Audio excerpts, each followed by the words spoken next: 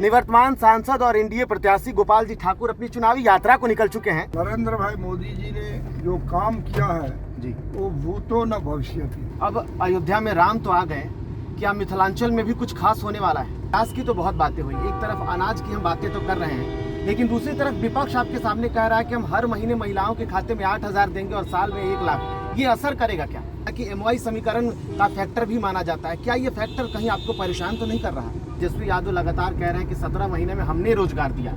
दूसरी तरफ देखा जाए तो सीमांचल, मिथिलांचल और कोसी का जो इलाका है, पलायन की सबसे बड़ी समस्या है। उद्योग की बातें यहाँ खूब होती हैं, चीनी मिल का भी मुद्दा सर बड़ा मुद्दा है।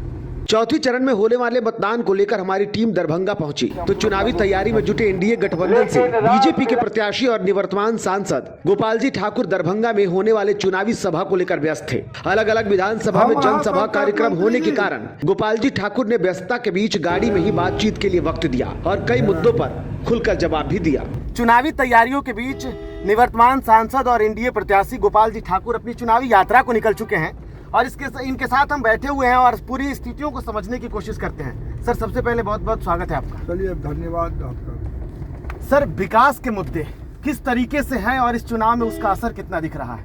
देखिए, पूरे देश में देश के यशस्वी प्रधानमंत्री जी नरेंद्र भाई मोदी जी ने जो काम किया है जी वो भूतो न भविष्यति जी और उसका सराहना जन जन तक हो रहा है जी।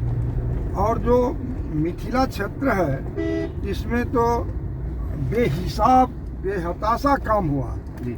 मिथिला को किसी ने नहीं देखा। आज प्रधानमंत्री जी वहाँ पर कोसी रेल महासेतु बना करके मिथिला को जोड़े हैं। यहाँ आपसे एक और चीज पूछेंगे। देखिए, जिस तरीके से विकास की तो बहुत बातें हुई, एक तरफ अनाज की हम बातें तो कर रहे हैं, लेकिन दूसरी तरफ विपक्ष आपके सामने कह रहा है कि हम हर महीने महिलाओं के खाते में 8,000 देंगे और साल में 1 लाख। ये असर करेगा क्या?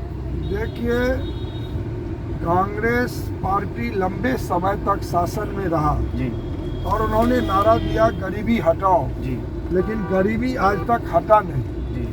नरेंद्र भाई मोदी शौचालय की बात किए लाल किला से जी। आज देश में सबका शौचालय बना है। जी। आज मेरा क्षेत्र जहाँ कोसी, कमला, गंडक, बलान, भूतही, रीवा तमाम नदियाँ से घिरी क्षेत्र है, वहाँ के लोग महीनों बांध पर शरणार्थी के रूप में रहा करते थे और उनके घर में खाना नहीं पकता था। आज गैस उपलब्ध हो गया है तो उस तंबू में भी खाना पकाने का काम कर रहा है। गोपाल जी ठाकुर अपने और पीएम मोदी के विकास से इस कदर संतुष्ट हैं कि उन्हें कोई चुनौती इस बार नजर नहीं आ रहा है।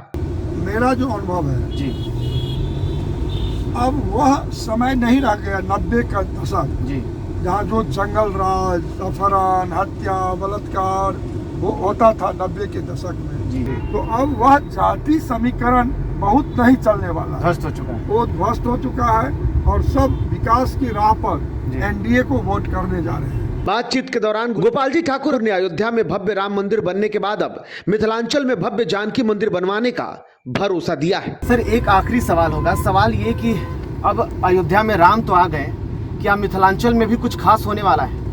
देखिए, जब हम लोग जाते थे अयोध्या, कहते थे राम लला हम आएंगे, मंदिर यही बनाएंगे, तो विरोधी कहता था तारीख बताइए जी। लेकिन देश के यशस्वी प्रधानमंत्री भूमि पूजन भी किए, भव्य दिव्य मंदिर बना के 22 जनवरी को मिथिला की बेटी जगत जननी और प्रभु श्री राम को वहाँ स्थापित भी किए जी। और सीतामढ़ी में भी जानकी का वहाँ भव्य दिव्य स्वरूप में मंदिर बनेगा, उसके लिए हम लोग लगे हुए हैं।